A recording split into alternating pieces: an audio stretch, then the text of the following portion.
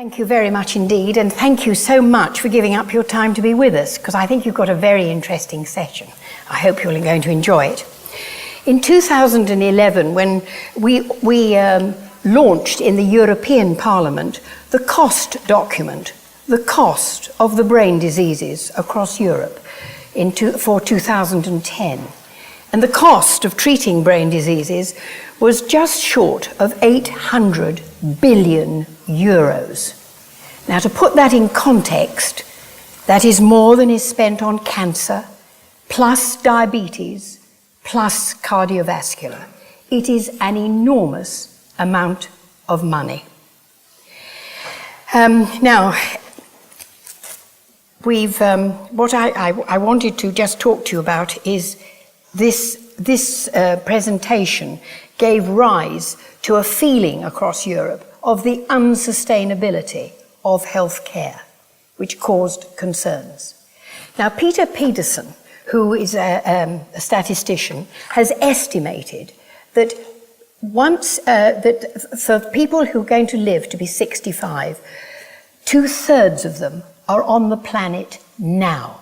We are living in the age of the old. And we should celebrate that. It's a great achievement by mankind. But often, when there's a big step forward by mankind, it pulls along in itself, in its wake, some very big challenges. And it is a fact that the longer we live, there will be more brain disease. And it is a fact that the longer we live, we will acquire more illnesses. So once you're over the age of 65, you've probably got at least 3 illnesses moving on you. So you young ones in the audience that I can see, make the most of it, because good health is just an incomplete diagnosis. So the longer we live, the more diseases we acquire. Comorbidity is going to be the challenge to our future health systems. And the sat-nav that's going to manage that comorbidity is the brain. It manages the diabetes, the cancer, all those appointments, all those medications. It is your sat-nav. Now, life is a journey. And we have our ups and downs, our twists and turns. And sometimes the brain, which is your sat-nav for getting us through all of this, sometimes there's a period in your life when you have to face incredible challenges. And I hope tonight what we want to convey to you is what an amazing organ the brain is, what an incredible sat-nav it is to your journey, and how it is one of your greatest resources when things take an ominous turn. So without further ado, it's my great pleasure and honour to introduce Professor Richard Morris.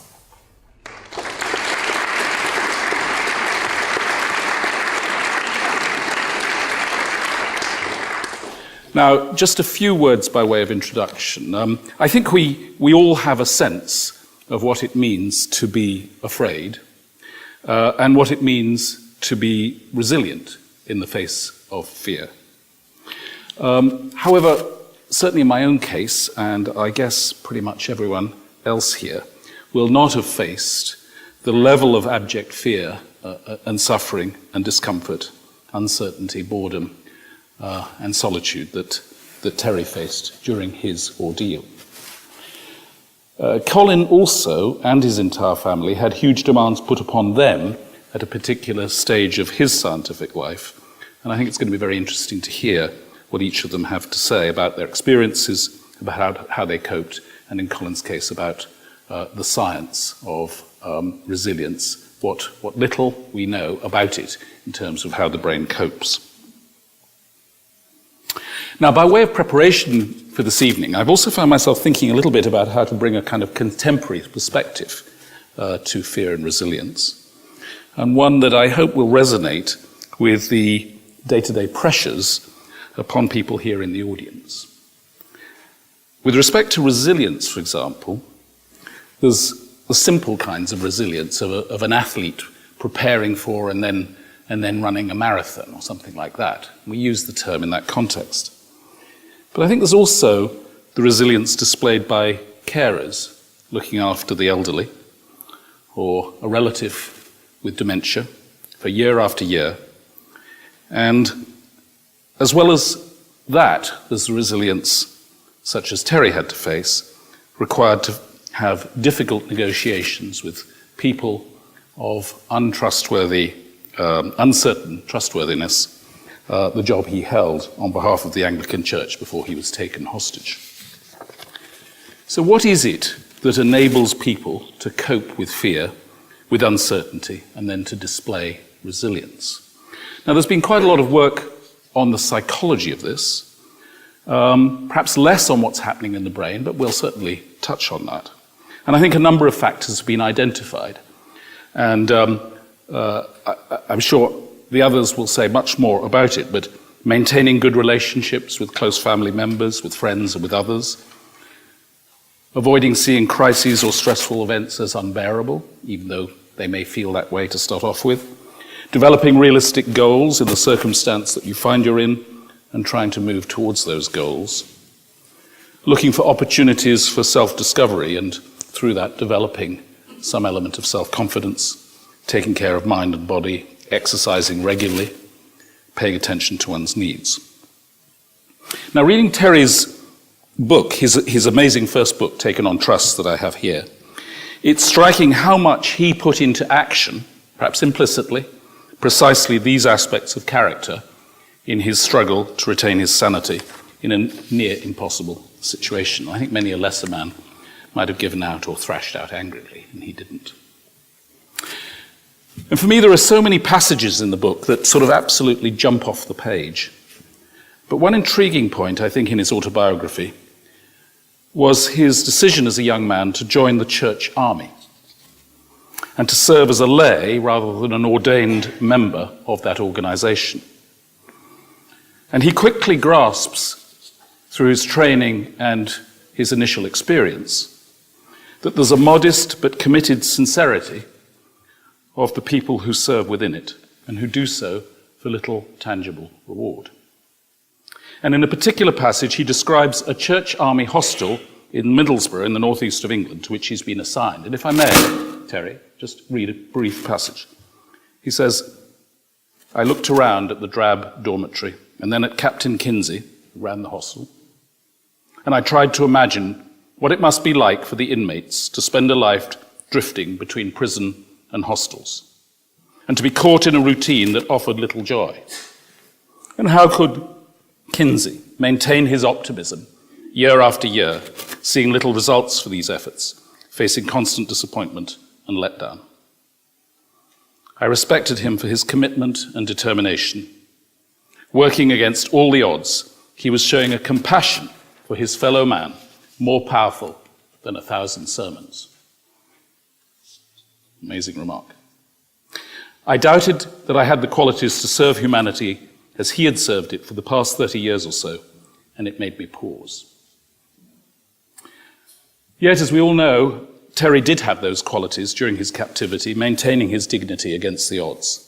And I'd like to think, as we jump forward 25 years, that in some sense similar strands of dignity are shown by the young teacher who keeps going in a deprived area where few children may appreciate the value of education, or where a spouse maintains the vigil of care for their husband or wife through a long illness and then confronts the loneliness that inevitably follows.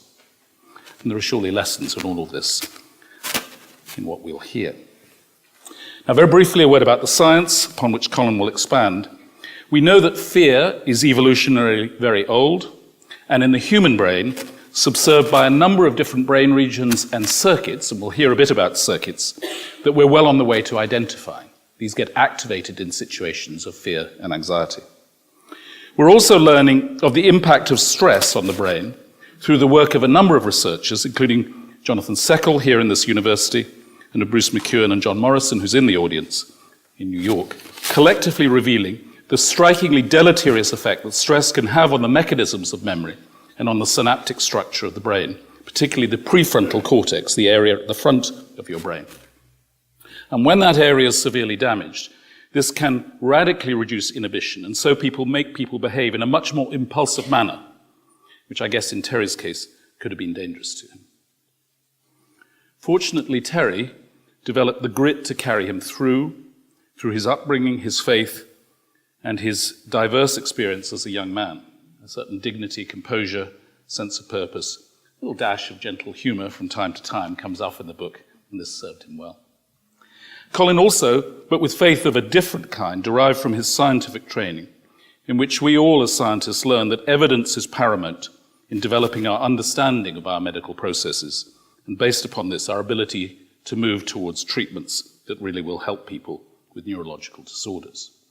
So I hope with that little bit of background, I've tried to set some aspects of the scene. We'll go out into all manner of other tangents. But enough from me. Let's turn to our first speaker, Colin Blakemore. Colin.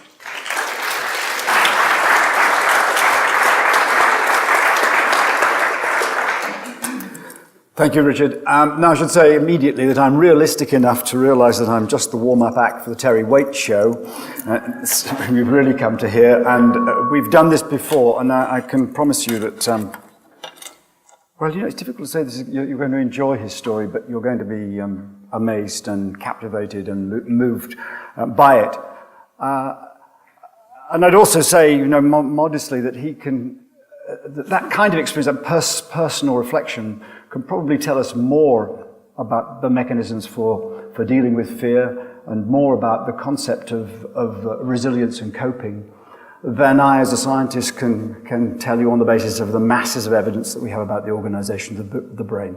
Richard said that we know about circuits that are activated during fear, and that word activated is used extensively in brain research nowadays. And what it describes is a correlation between things that a scientist can detect with electrodes or a brain scanner going on inside the head and the overt expressions of behavior of the animal or the person.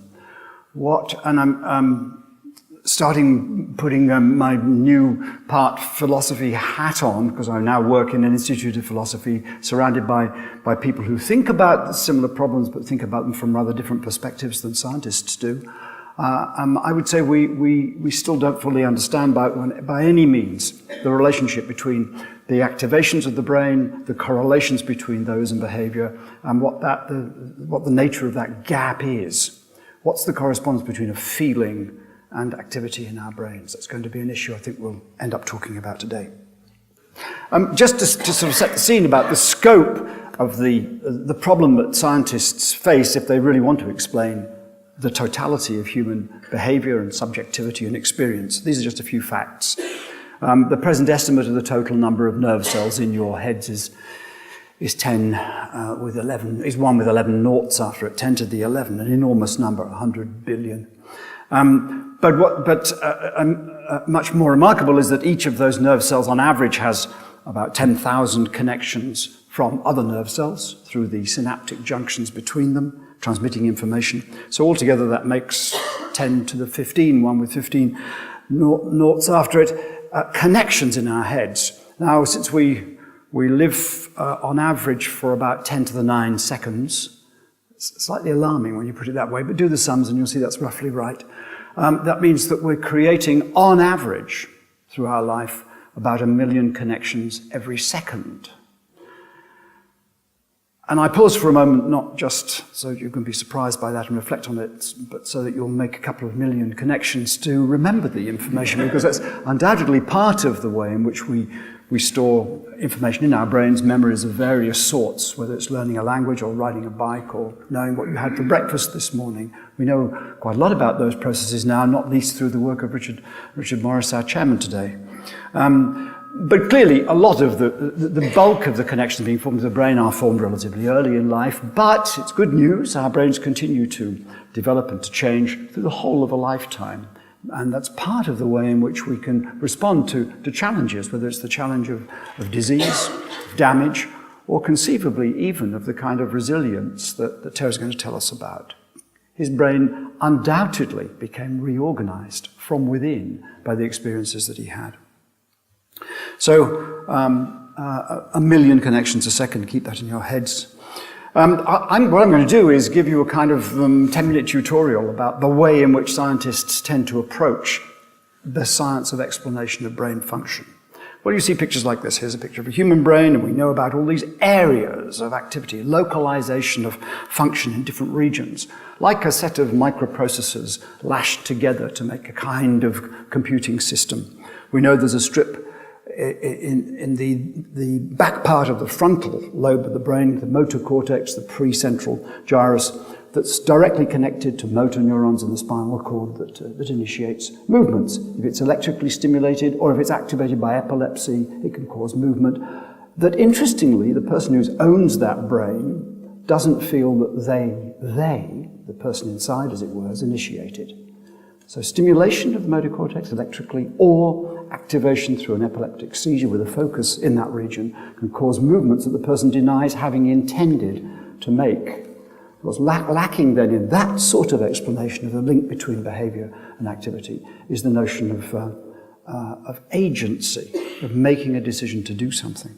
In other words, of having a person in this system that the brain is. Directly behind that is one of the major sensory areas, receiving information from skin, from the other body tissues, from the interior of the body, communicating with the movement area. And that a flow of information can cause reactions to things that happen to us, to our bodies. Right at the back, a very well-known region. 19th century neurologists knew that people could become blind through damage to their brains, as well, of course, through diseases of the eyes. And they were able to localize a region at the back here, the primary visual cortex, to which the eyes send their information.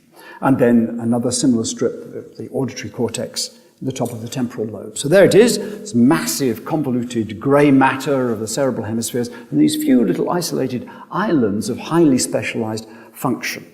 What's in between? I suspect that this sort of picture, which is very much the way that even neurologists and the general public, if you like, would have seen the brain by the end of the 19th century, probably led to that adage about using only 10% of our brains. Because there it is, probably about 10% of the surface area of the cortex with a clearly defined function. Well, surprise, surprise, the rest is not, as it were, just waiting for things to happen, maybe becoming engaged in highly intelligent people. It's busily doing the same kinds of things in many respects that those committed areas are doing. Look, here's a modern view of the organization of the brain of a monkey, of an old world monkey, very closely related to human beings. The two pictures at the top show the side view of the monkey brain. The back of the brain is on the left-hand side, and it shows different regions of the cortex identified by scientists using electrodes to record from nerve cells in the monkey brain. And what it's plotting out is regions where the nerve cells respond to visual stimuli, to stimulation of the eyes.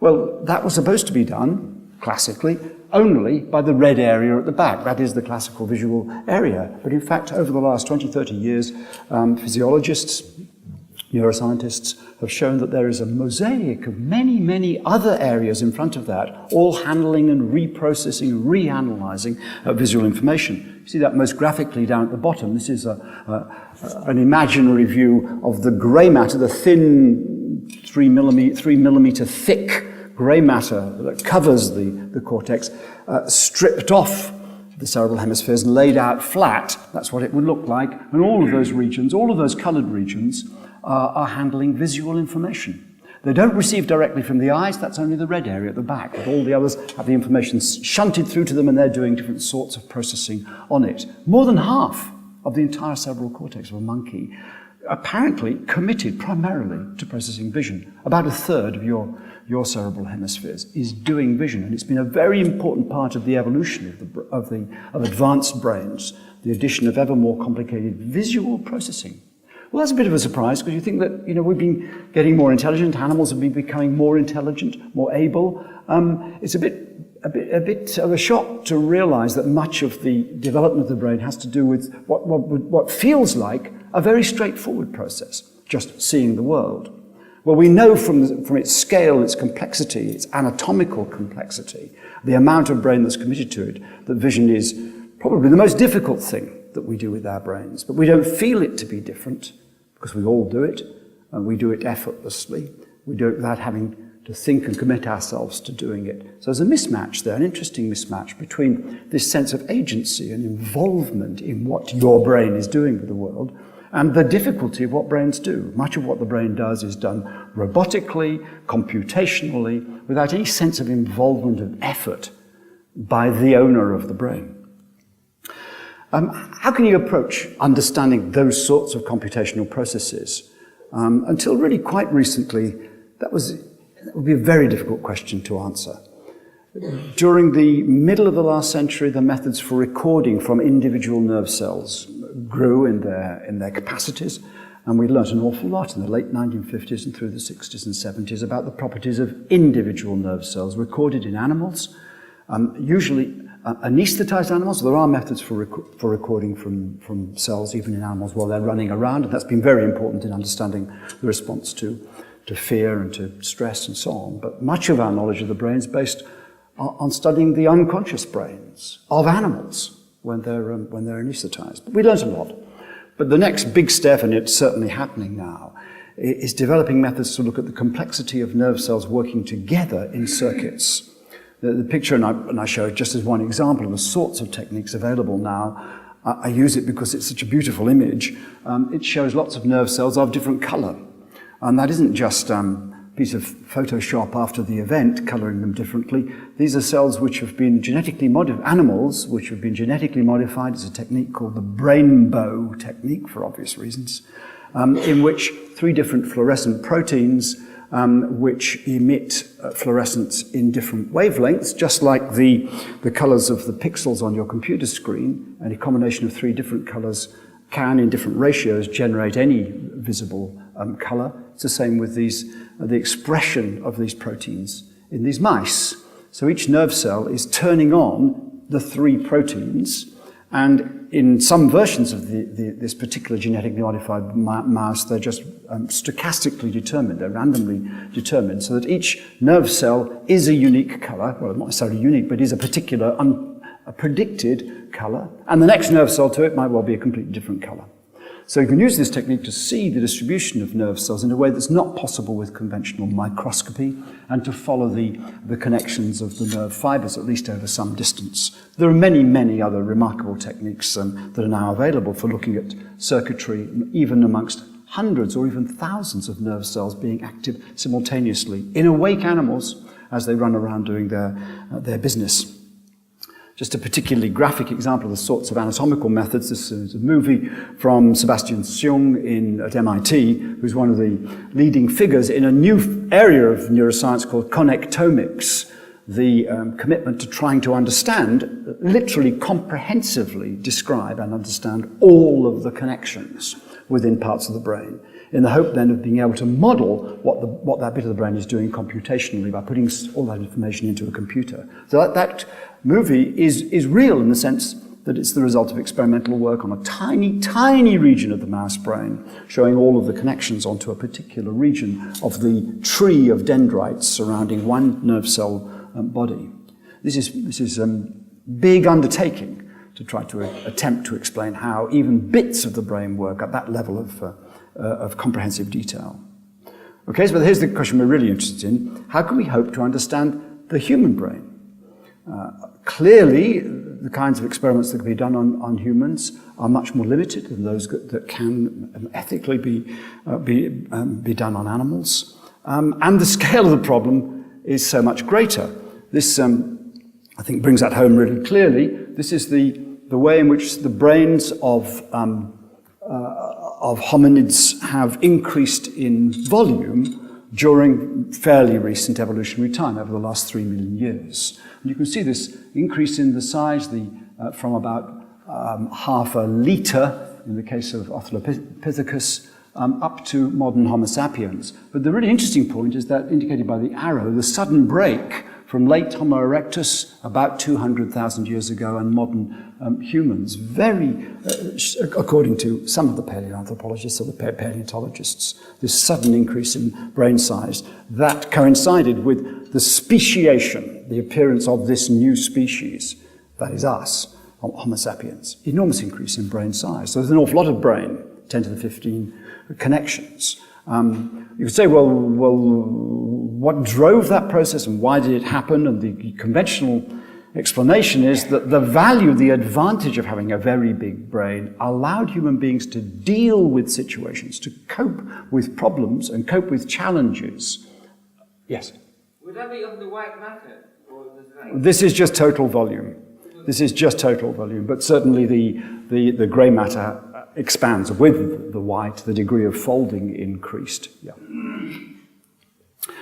Another way of looking at the human brain is, of course, through magnetic resonance imaging. You all have seen, we're all familiar now with the kinds of dramatic images of brains with blobs on them, and even the scientists use the term blob, coloured blobs, which show regions that are active while the person is doing a particular thing with their brain, looking at something, hearing something, having a thought about something, imagining that they're moving or whatever, or being afraid or frightened or whatever. And that gives you an indication at least, or perhaps even at most, of where things are happening in the brain. It tells you that those sorts of results, although spectacular, tell you rather little about how the brain's doing it. Let me just give you a couple of examples. And it relates to those visual areas. If you put the person in the scanner and show them a blank screen, first of all, in front of their eyes, then show them this pattern, static dots and contrasts, and ask what part of the brain has become active as a result of adding the dots in front of the field, the pattern in front of the field. Well, it is those classical visual areas at the back of the brain. This is a slice through the brain, a horizontal slice through the brain, and it's the red is the region that's become more active, at least where blood flow has increased. And it's the classic areas. 19th century neurologists could have predicted that. But if you now make the pattern move and ask what new areas become active, do any new areas become active as a consequence of the person now looking at a moving pattern rather than stationary, very distinct regions become active. First described in monkeys years before, but first described in humans by Semir-Zeki at University College. So this distinct region, V5 or MT, just above your ears, identified first in monkeys as clearly a homologous area in monkeys, becomes highly activated when something moves in the field. It receives information from the primary visual cortex, reprocesses it specifically to extract information about movement. Another example, if you show people photographs of human faces, 10 seconds each while they're in the scanner, and then photographs of man-made objects, randomly, face, object, object, face, face, and so on. Ask the computer which regions responded more to the group of faces, which regions responded more to the group of objects. You can find apparently distinct localized processing modules for things like faces, objects, buildings, outside scenes, and so on. So here are a couple of areas, a very well-known area, the orange one, the fusiform face area, which when damaged, by the way, can produce very serious deficiencies in the ability to recognize faces. So the argument's pretty strong there that this area is directly involved in what the person experiences. That degree of evidence for involvement between brain activity and personal experience is actually quite rare in the literature in neuroscience. We can see correlations between what happens and what people are experiencing, but can't be sure of the causal connection. All right, so what I've done so far is and I won't speak for much longer, is to paint a picture of the brain as a machine, very much as a machine. Hardwired, doing its thing, evolving by adding more and more processing, microprocessing modules, mainly concerned with analyzing the senses and just preparing actions that result from that automatically. There's nowhere for the person in that process, certainly nowhere for individuality, nowhere for resilience and personal courage, ability to reorganize your mind because of the challenge that the environment presents to you. There's none of that in my description. I mean, others in this room will be able to tell more during discussion of perhaps how that's done. But let me just give you a few tantalizing facts. I won't try and explain in detail these pictures, but this summarizes, I think, a remarkable finding. This is a result of a study of the similarity of the thickness of the grey matter of the cortex. These are not activated areas. These colors are being used to describe the relative thickness of the cortex in different regions. And in this study, pairs of people were compared for the thickness of their cortex in different parts of their brain. And the pairs of people were either the same age, same gender, but unrelated, or they were siblings, they were fraternal twins, but not identical genetically, and finally, identical twins. And that's the three columns. And the degree of similarity of thickness has been scaled or normalized, as scientists would say, on a color scale. And the purple area here on the left, the blue area, blue color on the left, indicates the degree of difference, statistically expresses the degree of difference that you find, on average, between unrelated pairs of people. That means a lot of difference. And at the other end, the red and yellow areas show highly similar thickness of grey matter. And immediately you see that the twins over on the right have lots of yellow and red. So a pair of twins tend to have very similar thickness of grey matter, probably genetically determined. Even the thickness of the grey matter, the numbers of nerve cells in each particular region. And fraternal twins, conveniently, are kind of midway between. However, look in a bit more detail, even at the identical twins. Although there are regions, and they're mainly in the highly committed sensory and motor areas of the brain, that are very similar between the two twins, there are regions which are just as blue, that is, just as different from each other, as for unrelated pairs of randomly chosen individuals. So the brain is genetically constrained, but in interesting ways. And large areas of the brain are not even constrained by genes as to the thickness of the grey matter. What's going on? Well, the answer is a concept that's become absolutely dominant in neuroscience in the last 40 or 50 years, very different from what I learned when I was a medical student. You know, the brain is fixed, it's always the same. In fact, it's just going downhill from the day you die. It can never recover or change. That's all gone out of the window. We now think of the brain as the most dynamic organ in our bodies. And the word we use to describe it is plasticity. The brain is capable of changing its connections and, importantly, changing them in functionally valuable ways, reorganizing itself as a result of the activity that passes through it. And Richard, I'm sure, will tell us more about this because that's exactly what his major area of work's been concerned with. I'll give just one example, and it'll be very familiar to Richard, and in fact, I'm sure to many of you, a remarkable study of taxi drivers in London. Work that was led by Eleanor Maguire at the Wellcome Imaging Centre in Queen Square, but actually the group of authors included John O'Keefe, who just won the Nobel Prize for his work on the function of the hippocampus, a region of the brain that's known to be involved in personal memories, what are sometimes called episodic memories. And it's thought that that specialization of this region of the brain in human beings might have evolved from a basic mechanism that simpler mammals used to remember where they are in the world, to lay down some kind of map of their environment so they can navigate around it. And here's the evidence that this is true even in parts of the human hippocampus as well. This is a result of a brain scanning experiment. The bright yellow blob you can see on this brain scan is a highly active region, and it is the rear part, yes, it was the rear part of the right hippocampus. Interestingly, not on the left, on the right. And that activation was produced by the volunteers in the scanner rehearsing in their mind a memory task, which was playing a computer game involving navigating around a room and streets and so on. The kind of computer game where you can search around in different regions, going from place to place on the screen. They learned how to do it and then recalled it while they were in the scanner, and that region of the brain became active as they recalled this complex navigational task. Now, in taxi drivers, hence the picture of the taxi driver, you remember that London taxi drivers have to train for a long period of time and pass a comprehensive exam, essentially on the A to Z of London. Their memories of places and their relationships in London is really quite remarkable. And it takes 2 years of learning going around on a moped, usually with an A to Z, learning all the street names and how to get from A to B. And what Eleanor Maguire found in a subsequent study was when she compared taxi drivers, thoroughly trained taxi drivers, with taxi drivers at the start of their training, she found that that particular region of the brain was larger. It had grown somehow. Whether it's through adding extra nerve cells or just more connections or whatever, I don't know, but literally the brain changing as a result of learning things, acquiring new knowledge. And that's happening in our brains all the time. Here another, perhaps even more remarkable example in the study from Oxford. a group of teenagers were brought into the brain scanning facility. They hadn't had much experience with computer games before they came in, 14 or 15 years old, and it's pretty hard to find kids of that age who haven't, but they found them. By the way, entirely girls. They found that far more girls hadn't had experience with computer games than boys, and they gave them a week to learn how to play Tetris.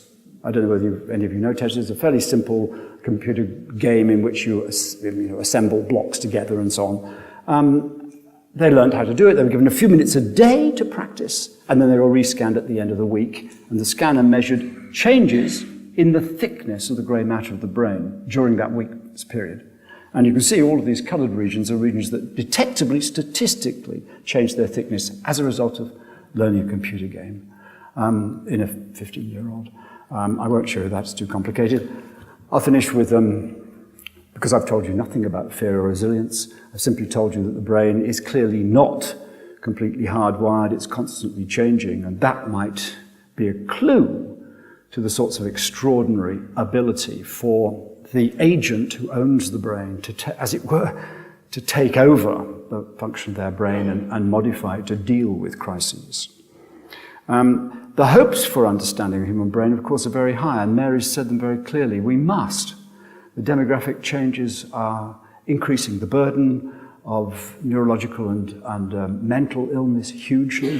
The economic and the social catastrophe that we face if we don't understand at least some aspects of the human brain and how to deal with them is beyond contemplation.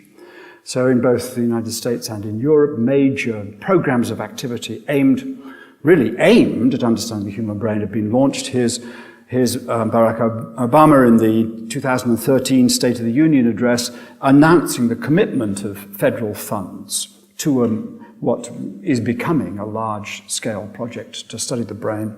He said, if we want to make the best products, interesting the context in which it's said, if we want to make the best products, we have to invest in the best ideas.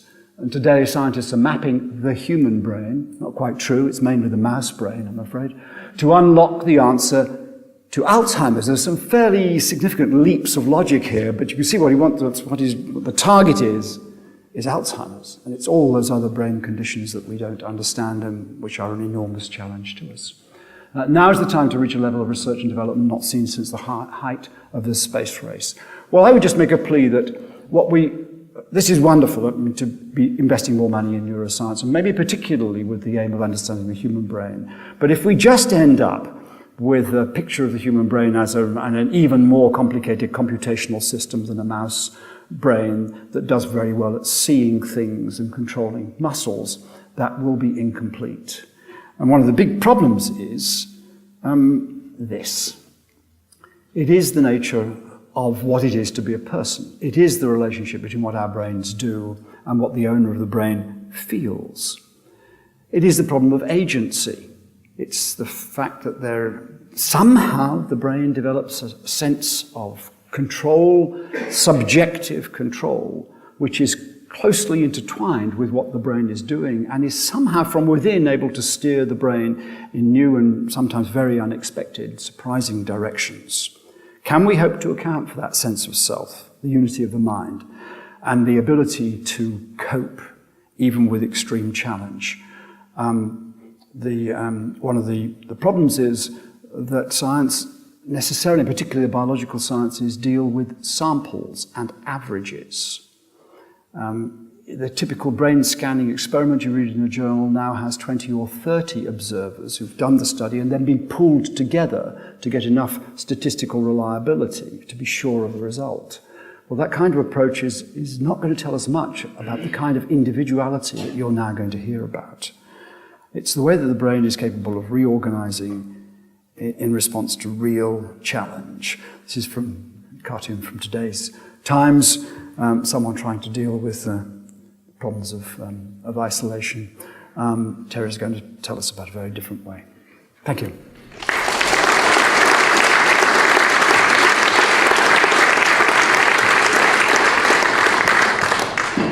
This afternoon, I shall be anecdotal.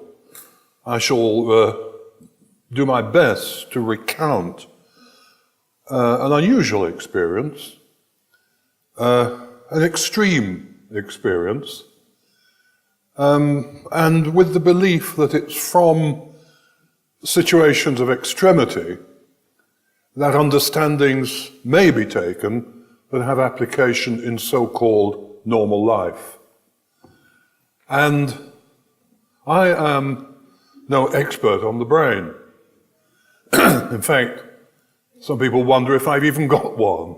But the point about the speech this afternoon is that it will be a possibility afterwards for you to question, comment on some of the things that I have experienced, and perhaps get a deeper understanding as to what, in fact, was taking place in the brain as I was passing through these various experiences. And here on the stage, on the panel, you have three real experts in that subject. As you know, I was in captivity for almost 5 years. There's one story I can tell you to begin with, which is only half true, and I'll leave you to guess which half is true. When I came out, my wife said, "Oh, it's good to see you," she said. "I've been praying for you for 5 years." I said, "That's very good of you." She said, "Yes, but you came back." Well, I'll leave you to guess which half of that is true. But my experience of working in extreme and difficult situations goes back very many years, to the time when, as a young man, I lived and worked in Africa, in Uganda, and was a witness to the Amin coup, and had to deal directly with General Amin.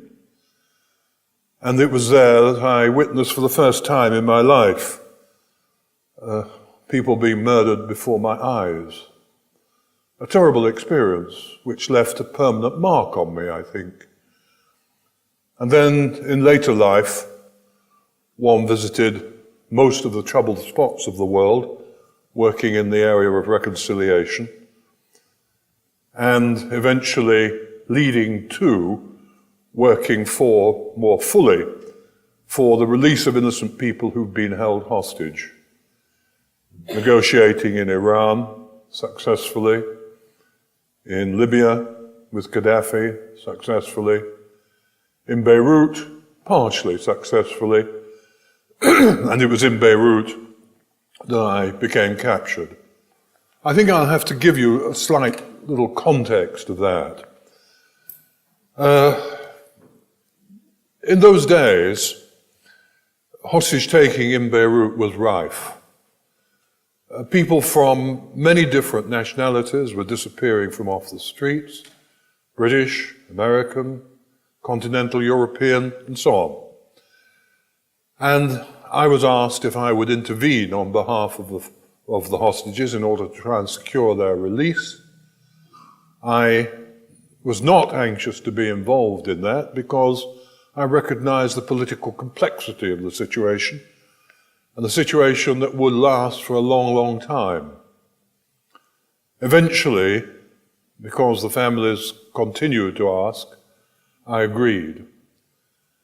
And to cut a long story short, was able to establish contact with the hostage takers and was able to have a part in the release of some hostages. But then, due to the political complexities of the situation, one of the things you have to do as a negotiator is take enormous risks. Of that there is no doubt, because you're meeting with people face to face who are desperate, who are in a situation whereby they regard you with suspicion, and you have to be able to build up trust, a relationship of trust. In my case, I was able to do that, but then because of the political complexities, trust was broken. And I fell prey to a trick. I was invited to go and see hostages, one of whom was, I was told, about to die. And I said, in response to that, if I come with you, you'll keep me. If I go to see them, you'll keep me. They said, no. I said, give me 24 hours to think about it.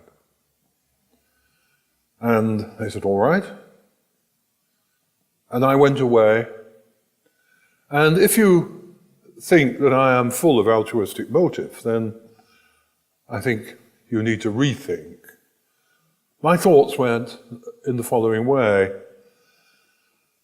I felt that if they were telling me the truth, and I'd had the opportunity to go and visit someone who was about to die, kept in captivity, and I hadn't the courage of my convictions to go and see him, then I would have to live with my conscience for the rest of my life. You could, quite justifiably, regard that as a selfish motive. I don't believe there are many people in this world, I certainly am not one of them, who are full of altruism. And so I went back. I went at night to the secret headquarters. I was blindfolded, and I'd been through this process many times. I was taken in a car. I was then put into another car with armed men in the back. I was taken to what I believe was an underground car park beneath an apartment building.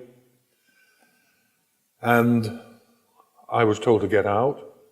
There was a trapdoor in the floor. I was told to jump down. And I jumped down and was pushed across the room, and the door closed behind me. And when I took my blindfold off, I was in a tiled cell. And I realized at that point that I was no longer a negotiator. I was a captive myself. This was an unusual underground prison. There were 4 or 5 cells down there, a generator which provided electric current for spasmodic lighting, a very primitive bathroom, very primitive toilet, and, as I said, 4 or 5 cells with people, other people in the cells. To this day, I have no idea who my companions were. We had to keep absolute silence, I suppose, in order not to give the game away to people who were living above or walking above in the car park. 3 things crossed my mind at that point. And I don't know where these points came from, but they stood me in reasonable stead for the ordeal that was to come. The first, I said, no regrets. Don't regret what you've done. You can't have done everything right, but don't regret. You've done what you could. If you regret, you will allow yourself to be demoralized. You can't afford that. The second thing was no over-sentimentality.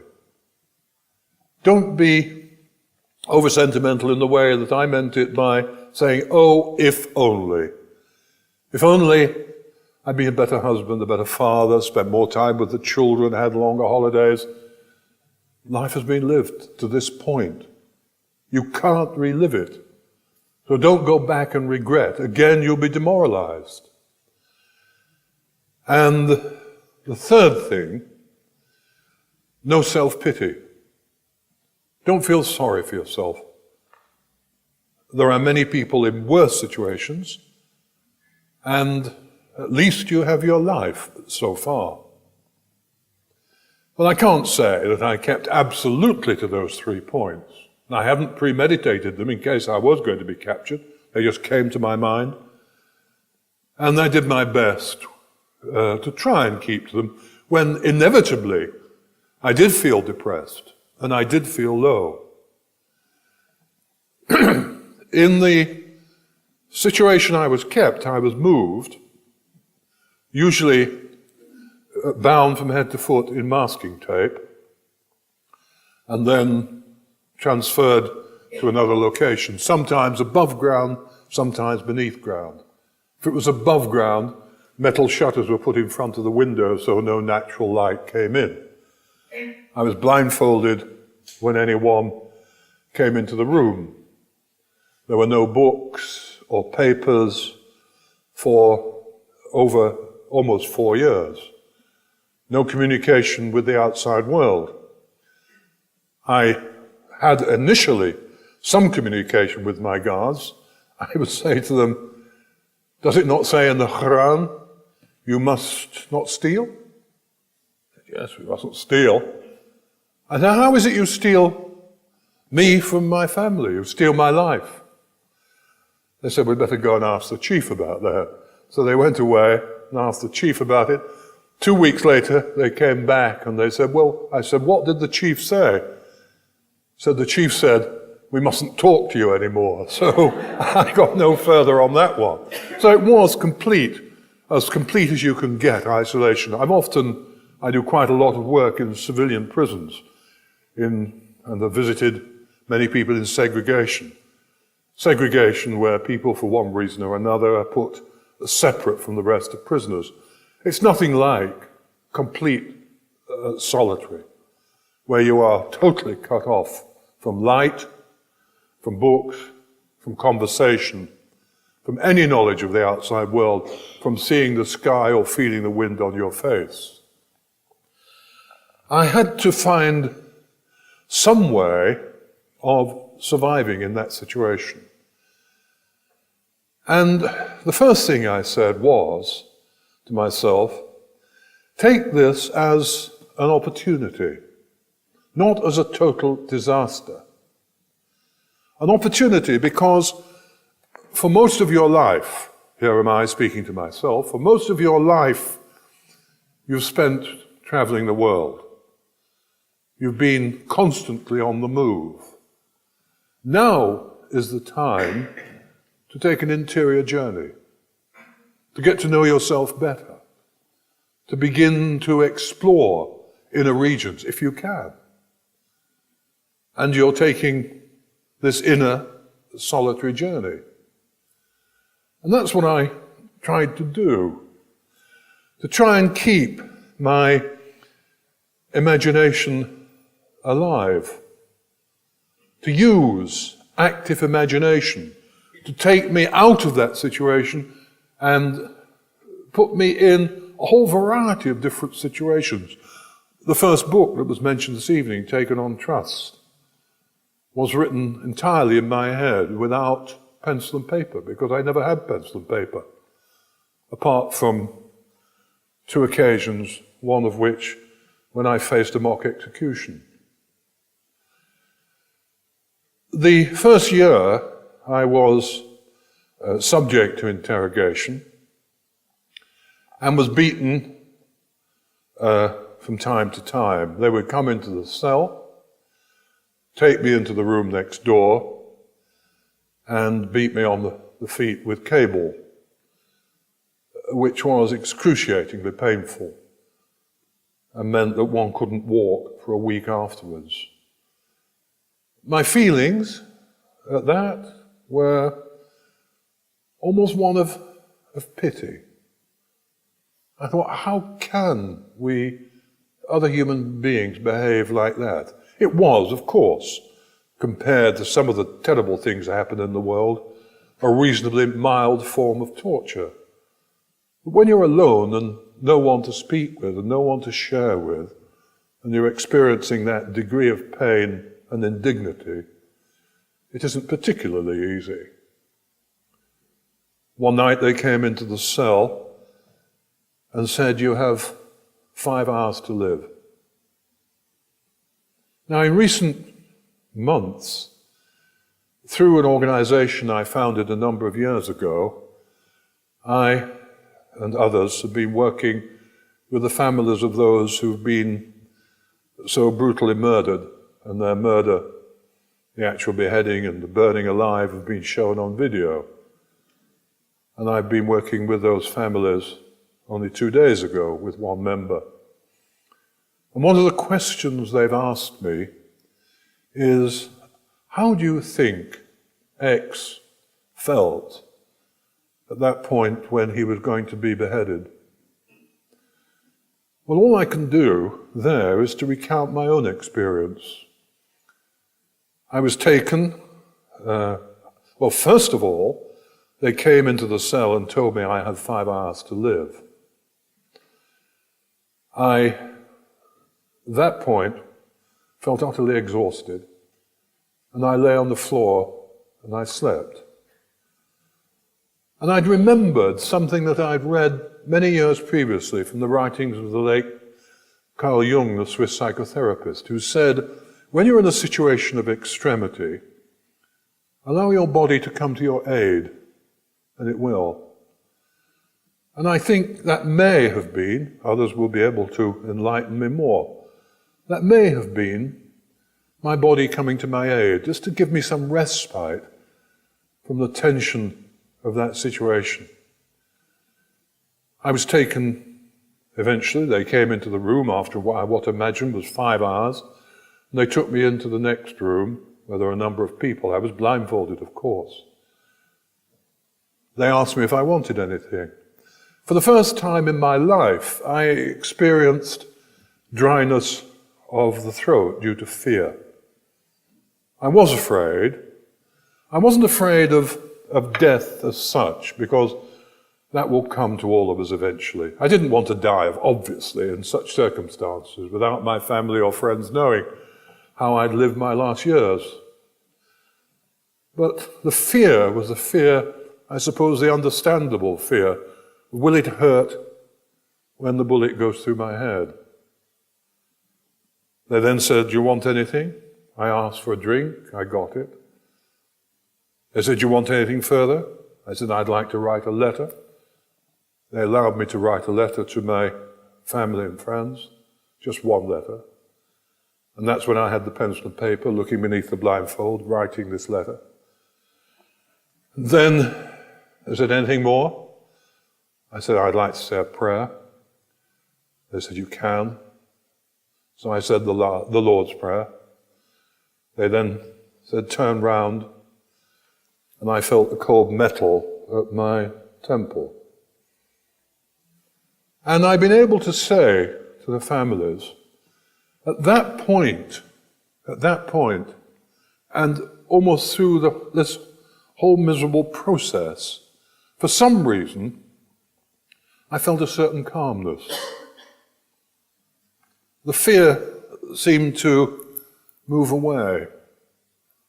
And I remember distinctly thinking to myself as I answered the questions, almost as though an out-of-body experience, standing outside myself and saying to myself, you're speaking extremely boldly and clearly. A very curious phenomena, and it'd be interesting to hear what Colin, Richard or Mary make of that. The gun was put down, I was told, another time. And then began another 4 years of, again, virtually complete isolation. As I said, I took this as an opportunity to take that inner journey. I began to write in my head and occupy and exercise my mind. I realized how vitally important it was to keep my mind alive. And sometimes when I got tired of writing, I would turn to mental arithmetic. And this became absolutely absorbing. I remember trying to work out I've never been good at math, hopeless at math. But simple mental arithmetic, working out problems, trying to prove them from another way, so much so that I worked all day and all night. I couldn't sleep because the problem was going round and round in my mind, and I was working on it and working on it and working on it. My mind was being kept alive. I began to write poetry. And I think looking back on that, what was happening was this. I've always been a lover of language. Strangely enough, although I've worked for the Archbishop of Canterbury, I don't really regard myself as religious as such, in inverted commas. I have my belief. I'm an Anglican and also a member of the Society of Friends, the Quakers. I have my belief, obviously. But I remember in that situation not saying extempore prayer where you say to God, you make your own words up. I didn't do that. But I felt if I did that, I would simply lose some dignity. I'd become just someone who was pleading, "Oh God, get me out of here." Why should God get me out of there? It was my responsibility. I had to take my responsibility for my action. I had gone there on my own free will. No one had told me to. And therefore, it was for me to face what it was that came. But I used to remember from my days as a chorister some of the old collects of the church. "Lighten our darkness, we beseech thee, O Lord, and by thy great mercy defend us from all the perils and dangers of this night." A little prayer that has tremendous meaning when you are in a situation where it is dark, and where you see in the morning perhaps a small beam of light come through the shutter and gradually lighten the cell. And you say to yourself, light is stronger than darkness. And somehow you find that you just keep hope alive. And also the importance of poetry and good language. The prayer I referred to has rhythm and harmony. It is, in a sense, poetic. And somehow I think what I was trying to do in that process was maintain a degree of inner harmony, some inner balance, and using language to help me attain that, with the belief that good language, like good music, has the capacity to breathe harmony into the soul. And what I needed, above all, was to try and maintain some degree of inner harmony.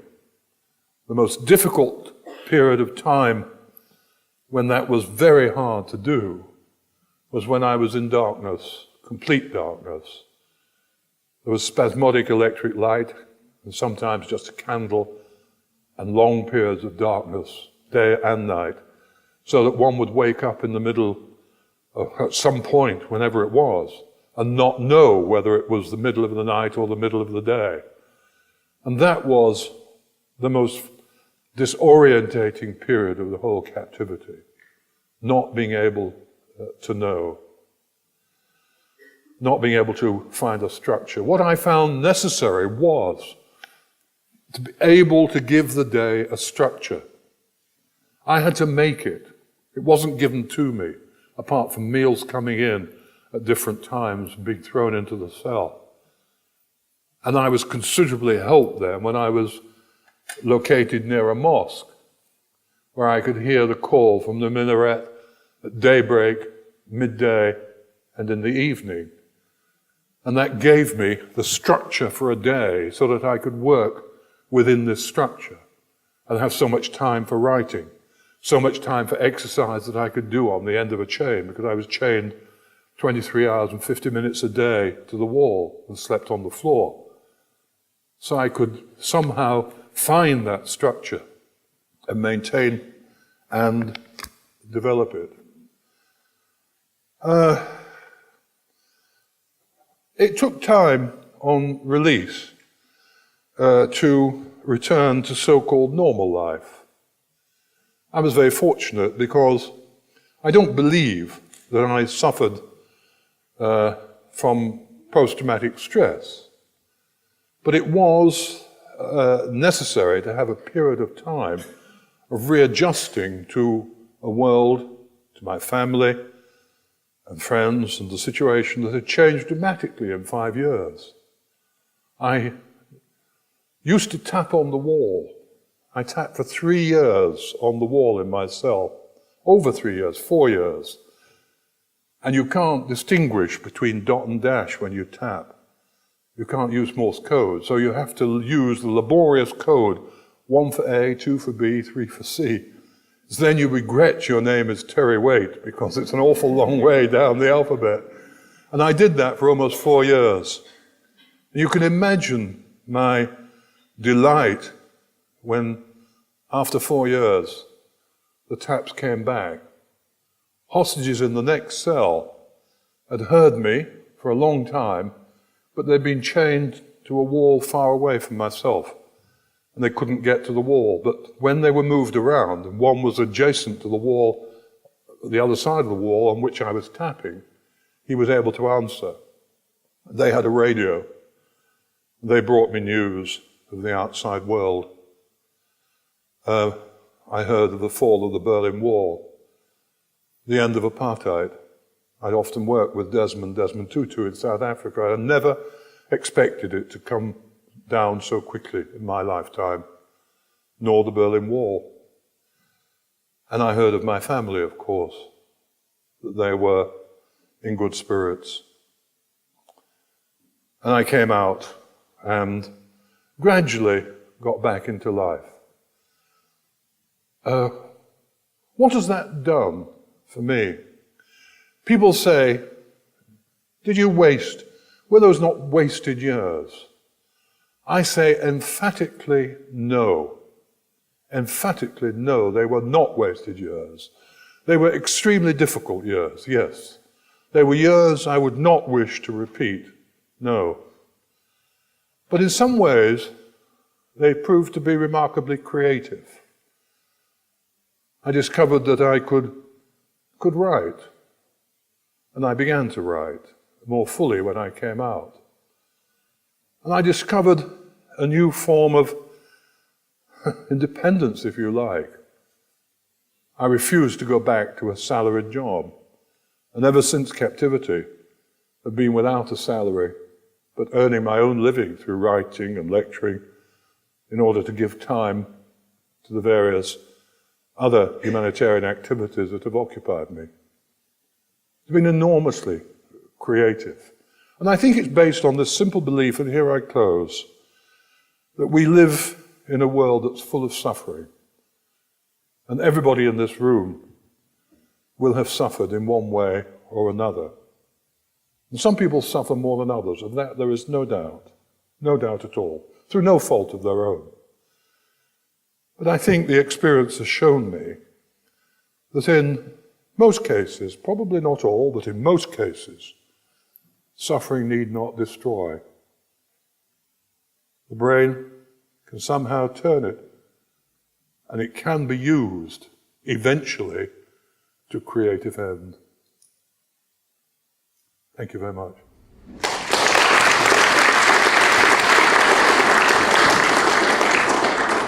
We'll open this out to questions in just a moment. But Terry, in the book, you talk about also exercise. And when you were chained, trying to do what little exercises you could, when those moments when you were not chained, of pacing around the room and walking not just 1 mile, but 10 miles a day in your little room. But hearing you now, it seems as though exercising your brain was also important, either of memory and of imagination and of creativity. And is that something now that you reflect on? Well, very much so. I mean, I've never been fond of physical exercise, as you can tell by my frame. But there were times, once every so often, I was let off the chain and did physical exercise. But I regarded it in this way, that it was vitally important to keep my brain exercised, to keep it moving, to keep it alive, even though there was very little stimulation. All stimulation had to come through memory and recollection. Mm-hmm. And I was glad that I'd been, as a boy, an avid reader, mm-hmm. and also I was glad, strangely enough, that I had been required at school to learn by rote certain verse, Right. prose. Right. So you could Because, recall that. Yes. Yeah. You know, a thing of beauty is a joy forever, its loveliness increaseth, it will never fade into nothingness, and so on, reams of it. Right. But just so that somehow that linked me with comforting memories, if you like, but began to get my brain into the mode of being creative and being exercised. And I don't know, if I could make some application today, I mean, I'm, 76 now, I'm getting past it, I suppose, but I'm 76 now, but when I see people, friends of mine, as I was only with one yesterday, who retired at the age of 60, he's now 70 odd, and all he's done is sit around and watch TV and play an occasional round of golf, and has never now had to use his brain. He has deteriorated physically as well. Now, physical deterioration maybe is inevitable for all of us, but he really is not a particularly very interesting person. Yeah. And how common is that? When people say, I'm going to enjoy myself, I'm going to retire, I'm finished. And cracky, Yes, sure. Now, you were deprived of companions until the end. So these thoughts and memories became, as it were, your companions, was it? As you tried to write your autobiography in your mind and develop it and hold on to it, or even without pencil. Well, a whole series of imaginary figures came up in my mind with whom I used to converse. Right. I mean, I would converse with people in my imagination. Yes. And that has resulted, I mean, here, it's not published yet, but I've been looking at it today. It's just an advanced copy of a comic novel.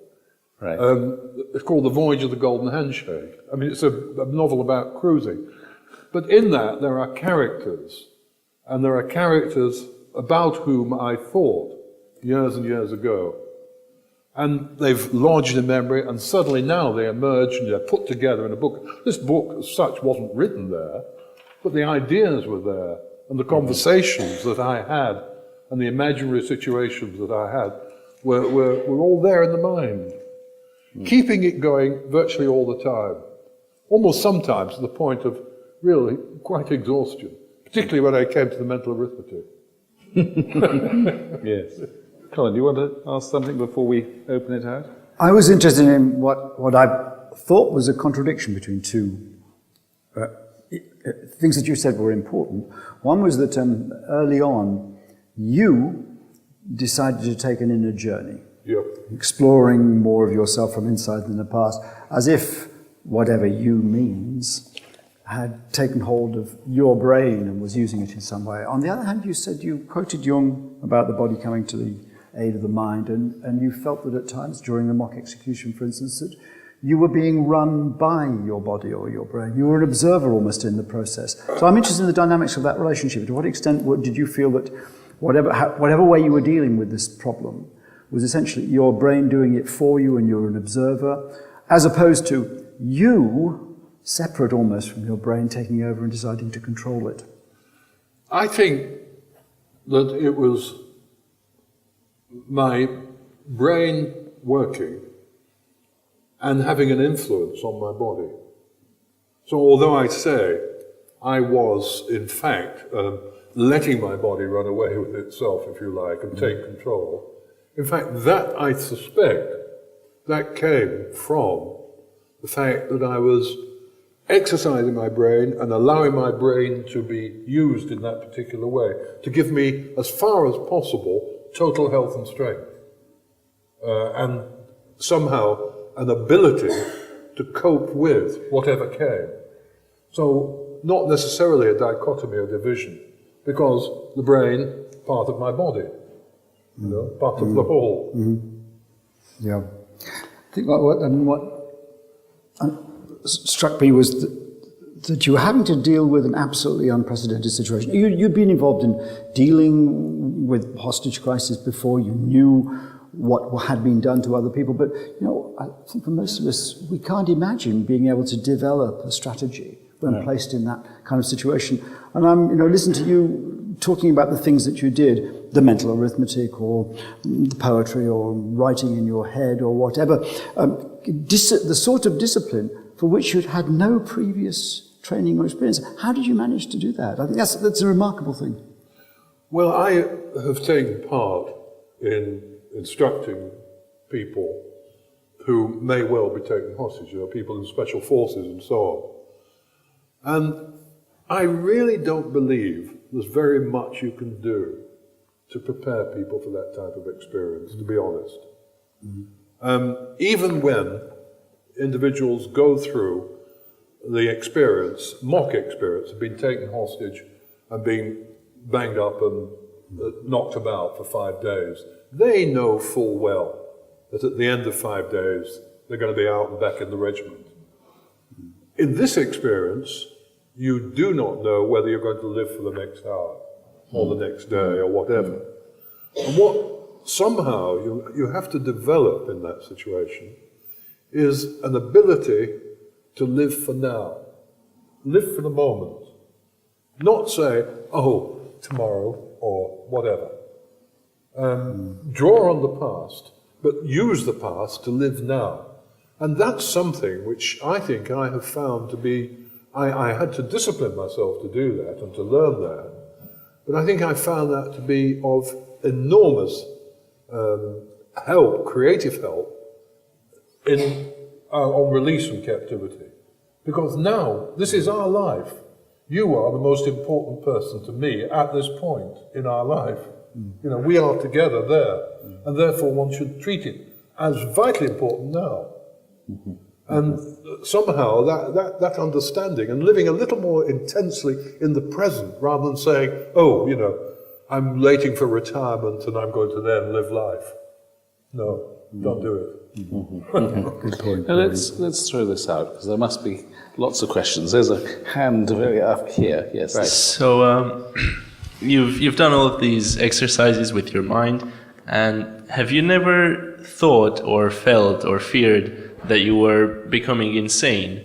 Or even someone would say that probably everybody in this room is not doing the things that you were doing or thinking about in your captivity, and we would label those people as insane, or at least somewhat off. So what do you comment on that? I have no recollection of feeling that I was losing my mind. I have no recollection of that. I have a distinct recollection of, toward the end of my experience, I became very ill with a viral infection of the lung. And it was so bad that I couldn't lie down. I had to sit up against the wall day and night and gasp for breath, and I got no medical attention worth speaking of. And I do remember then saying, death would be preferable to what is becoming a living death. And then I said to myself, come on, stop it, fight on. So I fought on. But I have no recollection of what you've just suggested, no. Colin, you wanted to come on? Well, just want to make a point. I can't think of anyone, less mentally less mentally unstable than you appear to be. But it's interesting that some of the experiences you describe, like talking to other characters, and this repetitive, habitual, obsessional behavior sound very much like characteristics of mental. If you simply read those and asked for a diagnosis, you'd get different diagnoses from psychiatrists. That's very interesting. How I interpret that, and I'm sure you're absolutely right, what it is an attempt, which many people who are, as I understand it, falling into insanity, to hold on to identity. What you're trying to do is say, this is my identity. And our identity is given to us, is it not, in part by others. And therefore, if there are no others, you create the others. And you relate to them, you talk to them. And that may be what's happening in mental illness, to some extent. Question at the back, somebody at the back there. My name's Robert McDowell. I'm the director of Stummer Hall, which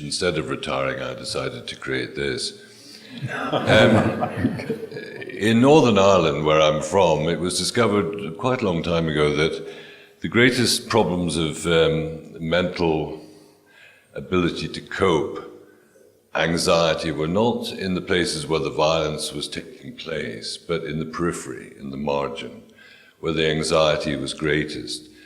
So the stress, it correlates with inability to focus, and also with inability to take action of any kind, complete helplessness, but above all, not knowing which direction in which to look, to fear.